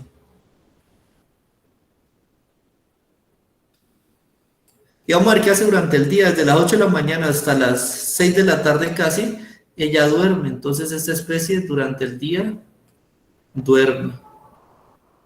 ¿Cómo se llama a una especie que durante el día duerme y durante la noche se alimenta? Esto es decir que esta lagartija tiene unos hábitos nocturnos. Y la otra, miren, durante la noche, durante las horas que no hay luz, duerme en el máximo pico del día, es decir, de 10 de la mañana por ahí a 3, se alimenta y luego vuelve y duerme. Esta especie vive con el sol y es una especie diurna. Entonces, la especie 1 es una especie nocturna, la especie 2 es una especie diurna. Busquémosla a ver. El gasto energético de la especie 1 es menor que el de la lagartija de la especie 2. Falso, miren ahí, incluso las tasas metabólicas de ellas son muy parecidas. Según muestra la gráfica, pueden ser muy parecidas, entonces falso esta parte. B, ¿la lagartija 1 realiza más fotosíntesis? No, las lagartijas no realizan fotosíntesis. ¿La fotosíntesis quién las hace? Fotosíntesis. Estamos hablando de plantas. Listo. La lagartija no hace fotosíntesis, descartada también. A descartada, B descartada. C. ¿La lagartija de la especie 1 tiene hábitos nocturnos? Bien, la lagartija 1 es nocturna. ¿Y la lagartija 2 es diurna? Muy bien. Lo sacamos de la gráfica. Respuesta correcta la C. Y D, ambas cazan en el día, pero la digestión se da en momentos del día diferentes. Falso, miren. Eso sería si ambas tuvieran una tasa metabólica en el día alta, pero nos está diciendo que una de ellas tiene durante el día una tasa metabólica baja, es decir, que ella durante el día trata de no hacer nada. Entonces, eso indica que una es diurna, no cazan en el mismo sistema. Entonces, respuesta correcta la C. Una es diurna, la otra es nocturna. ¿Listo, chicos? Nos quedan aún unos minuticos, vamos a aprovecharlos. Las siguientes, responde a la pregunta 77 a la 79 de acuerdo con la siguiente información. Los clorofluorocarbonados CFC son moléculas orgánicas compuestas por carbono, cloro y flúor, ¿listo? Los cuales solían emplearse como gases refrigerantes en las neveras, pero debido a su alto potencial como en la destrucción de O3, ozono, principal componente de la capa de ozono, ver tabla, se reemplazaron por los hidrofluorocarbonados, HFC, formados por carbono, hidrógeno y flúor. En la gráfica se muestran las emisiones globales del tipo CFC y del tipo HFC. Entonces veamos esto primero. Potencial de destrucción. El CFC, una molécula de estos, pongamos, destruye una molécula de ozono. Pero del HFC, una molécula de HFC destruye 0.0002 moléculas de ozono. Es decir, esta de aquí daña menos la capa de ozono, es menos contaminante. Listo, entonces yo prefiero usar HFC que CFC. Listo, ahí está claro, quedamos. Ahora veamos. Emisiones de CFC, vemos que antes eran muy altas y han venido bajando hasta que ahorita son muy bajas. ¿Por qué? Porque hemos descubierto que es dañino, entonces lo hemos dejado de usar. Y el HFC, antes ni existía, lo empezamos a usar y vamos viendo que va en aumento. ¿Listo? Entonces va en concordancia con lo que dicen los gráficos y la idea es salvar el mundo. La respuesta 77 dice, de acuerdo a la gráfica, ¿qué tendencia se observa para las emisiones de CFC después del 1988? Busquemos 1988, más o menos por aquí. Después de 1988, ¿yo qué puedo decir? De aquí para adelante, ¿qué digo? Esto va de para abajo, esto está cayendo y sigue cayendo. ¿Listo? Entonces vamos a ver. Las emisiones disminuyen. Muy bien, es lo que dice la gráfica, eso va de para abajo. Las emisiones se mantienen constantes, falso, porque si en ese caso sería así, ¿cierto? Una constante que ya sabemos qué es eso. Aumentan sería así.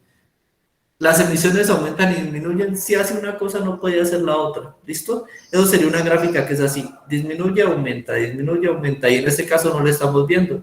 Por tanto, descartamos todas. Las gráficas indican que las emisiones han disminuido. Muy bien, estas son más rápidas, esto ya ustedes lo entienden facilísimo. Teniendo en cuenta la información anterior, ¿qué ventaja tiene el cambiar el tipo CFC por el tipo HFC? La principal ventaja, ¿cuál es? Lo muestro esta tableta de aquí.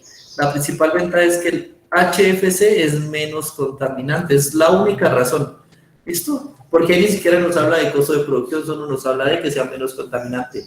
78, teniendo en cuenta la información anterior, ¿qué ventaja tiene el cambiar los tipos CFC por HFC? Los tipos HFC destruyen muy poco la estructura del ozono, muy bien, por lo que no afectan la capa de ozono, muy bien, esa podría ser. B, los tipos HFC no se usan en las neveras, falso, porque también se usan en las neveras para refrigerar. C, los tipos HFC son compuestos inorgánicos, falso, porque tienen carbono, flúor e hidrógeno. Lo único que le he cambiado es que es un cloro, le he quitado y le he puesto hidrógeno, es la única diferencia. Y la D dice, los gases tipo HFC contaminan muy poco el aire, por lo que no destruyen la estructura de la capa de ozono. Falso, ellos también, o sea, hay una contraposición que usted podría engañarse. Dice usted, sí, podría ser porque ellos contaminan poco el aire. No, ellos también van al aire. Si emito 100 toneladas van a ir al aire. Pero esas 100 toneladas, una tonelada de ozono se ve afectada. ¿Listo? O sea, es decir, no importa qué tanto se emitan, ellos también contaminan y van al aire.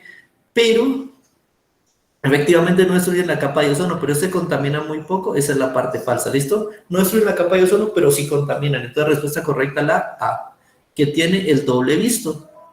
Entonces, 77, la A, 78, la A, y la última que nos queda es la 79. El potencial de destrucción de ozono de los gases refrigerantes que afectan la capa de ozono se debe principalmente a los átomos que componen la estructura. Según esto, ¿en qué se diferencian el CFC del HFC, perdón? CFC, la primera era por cloro, la segunda era por flúor, la tercera era por carbono. De esta de acá, la primera es por hidrógeno, la H, la segunda es por flúor, la tercera es por carbono. Entonces miremos, Cl, flúor, carbono, y el otro es hidrógeno, flúor, carbono. ¿Cuál es la única diferencia que tengo? Cambié el cloro, lo cambié por hidrógeno. Vamos a buscar a ver qué dice. los gases CFC tienen átomos de carbono y los gases de HFC no. Miren, falso, ambos tienen carbono. ¿Listo? B, los gases CFC tienen átomos de cloro. Bien, la primer C es por cloro. Y los gases HFC tienen átomos de hidrógeno. Bien, porque la H es por hidrógeno. Vamos a ver la C. La C dice, los gases HFC tienen átomos de flúor. Bien. Y los gases CFC no, falso, ¿por qué? La F que tenemos en medio es por flúor. D, los gases CFC tienen átomos de hidrógeno, falso, porque aquí en ningún momento está la H de hidrógeno.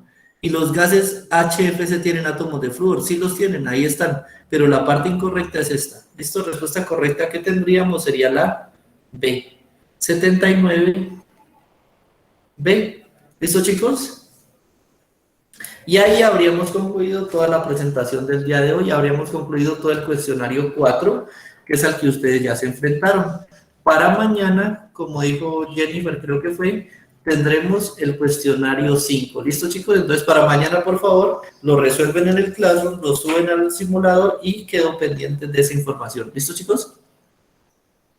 ¿Alguna pregunta hasta ahí? Profe, yo tengo una pregunta. Dale, María Ángel. ¿Es todos los jueves desde las 7 a.m. que vamos a tener clases con usted? No, los jueves desde las 7:30, ¿listo? Ah, vale. Listo, todos los jueves desde las 7:30 arrancamos para terminar esta hora a las 9:30. ¿Listo? Ese sería el único cambio que tenemos. Angie, ¿alguna pregunta, Andrea? ¿No? No, profe. Profe, ¿Listo? ¿todos ¿Pregunta, los días Jennifer? todos los días o solamente los jueves? Repito, solamente los jueves tenemos ese cambio. El resto de días sí nos seguimos viendo a las 8 de la mañana normal. ¿Listo? Solo los ¿Profe? jueves. ¿Sí? Disculpe, lo que pasa es que yo trabajo, entonces no sé si, pues si llego tarde, si me acepta igual a la reunión. Claro, si llegas tarde, por eso les dije, si llegan tarde, yo recuerden que siempre estoy en la reunión a través del celular y desde el Vale. celular los estoy aceptando. ¿Listo? No hay problema. Gracias. Listo, chicos. Hágale pues. Listo, muchachos, entonces los dejo para prepararme para la siguiente clase. Espero que encuentren muy bien y nos vemos mañana. Que estén muy bien. Chao. Muchas gracias, profe.